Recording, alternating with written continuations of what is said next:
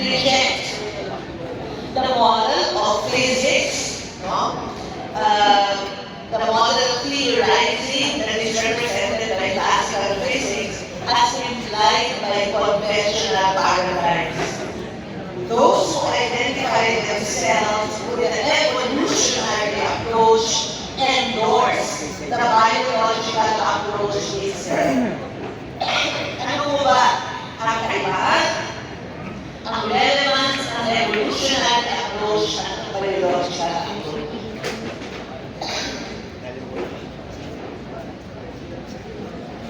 We say here at the bottom of the slide that an evolutionary paradigm engages change in a sustained manner, and it does so at both macro and micro levels.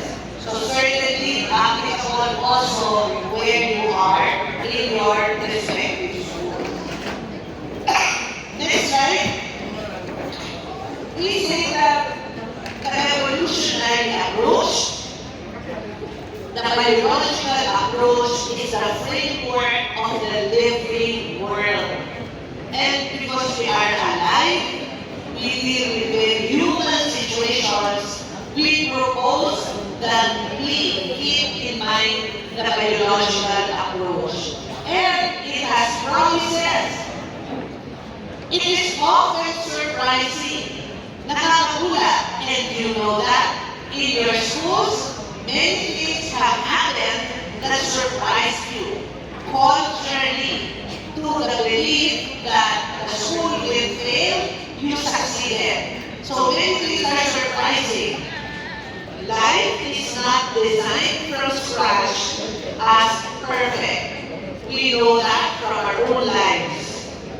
The biological approach, as you can see on the third point, focuses on what works. It searches for solutions and does not wait for a perfect solution before moving on. And I'd like to emphasize that. Perhaps that's the way we should proceed. When we're nearly ready, when we have studied all that we have on hand, go. Let us not wait for the perfect solution, because maybe the perfect solution will never come in our lifetime. We have seen how many solutions have been proposed and proposed and proposed, discussed and discussed and discussed in conference room tables. In the end, nothing has happened. No? We see how paralyzed the group has been because we just kept on discussing instead of acting on the solution. The biological approach or paradigm learns from experience. We do something now, we learn from it, and then we apply the lessons learned and then progress towards better and better solutions to our problems. We say that it continually seeks to improve the solutions that it has come up with. Please note that very important, continually seeks to improve. And maybe that's also our own dispositions in life, how we continually seek to improve. On the next slide, we say more about this. Okay.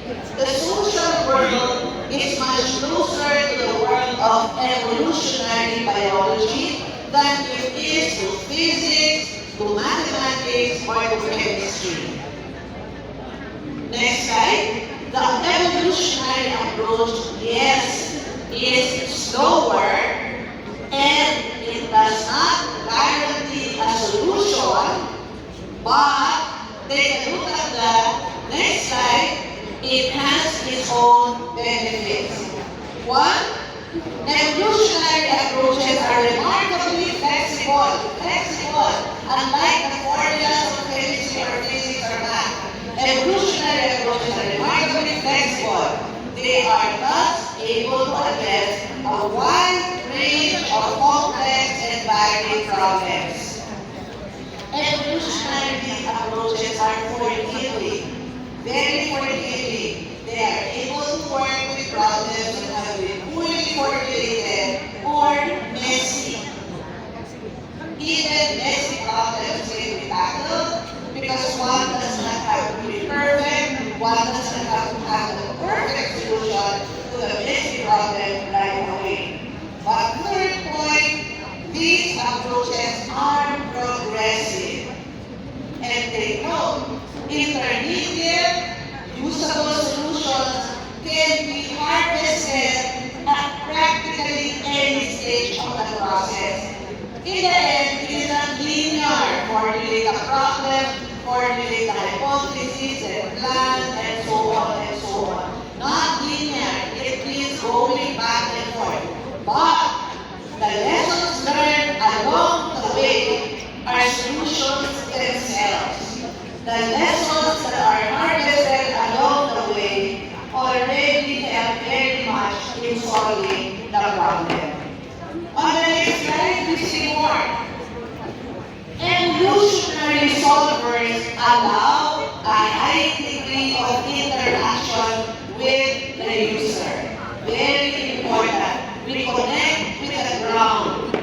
We know what you have said of the central office some time ago.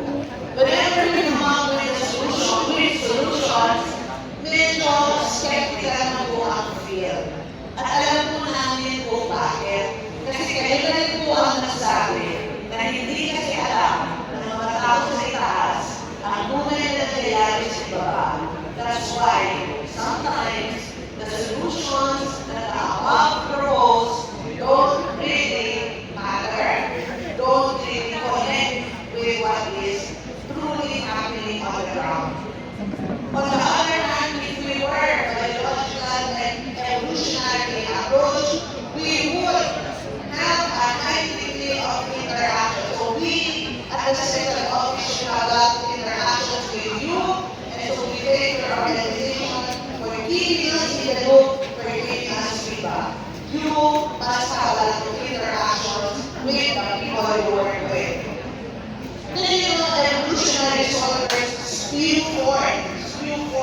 Umuga kung ng ginawa ni Mayon Colino kagabi, sa gabi. Spew forth a never-ending stream of answers where newer answers are generally of higher quality than older answers. Appreciate that where you are. When you're solving the wicked problems that you face in your schools, what by man you will encounter the answers, not perfect, but they're good. And the newer answers are generally better than the previous ones.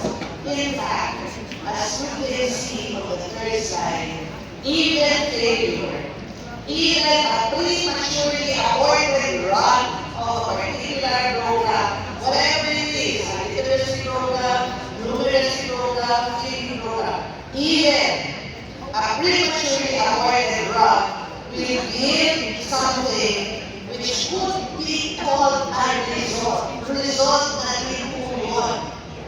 We can learn from it. It is a lesson learned. It might not be a very good result, yes, no, it didn't answer the problem as you intended, not a very good result, but no one will contest the fact that it is a result.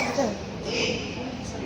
And, you know, the best example of this, the biological versus the physics approach, is the bee.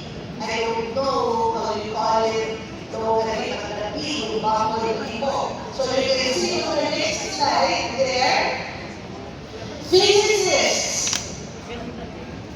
Kasi ng mga physicists natin have the right equations that apply